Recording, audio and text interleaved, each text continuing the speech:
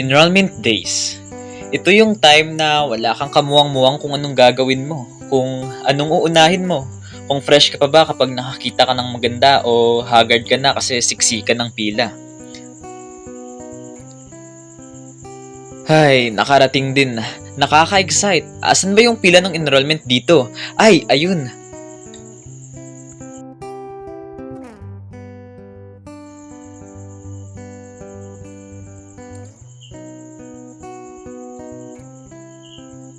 Ano ba naman to? Ang haba naman ng pila sa BSN.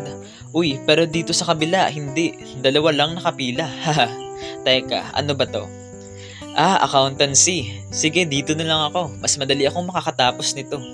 Basic lang naman siguro tong course na to.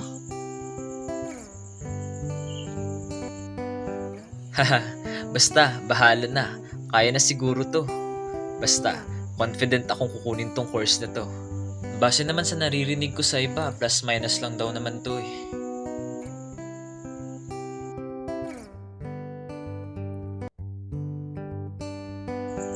So, ito na nga.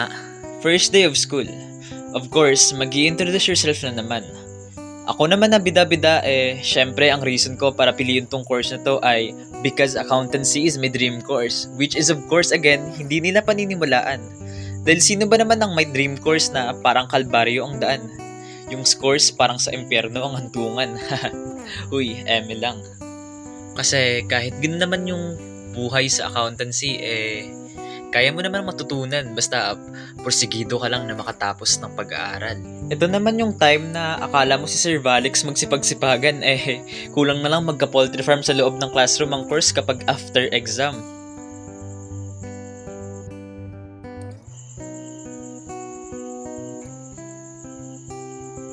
Review malala ka talaga kapag petsa de peligro na. Prelim, midterm, tsaka finals ay nalalapit na. Iisipin mo na lang na hindi mo na kaya pero motto mo yung malayo pa pero malayo na. Para sa future, dahil maraming pera sa kada pirma. O, di ba, bongga?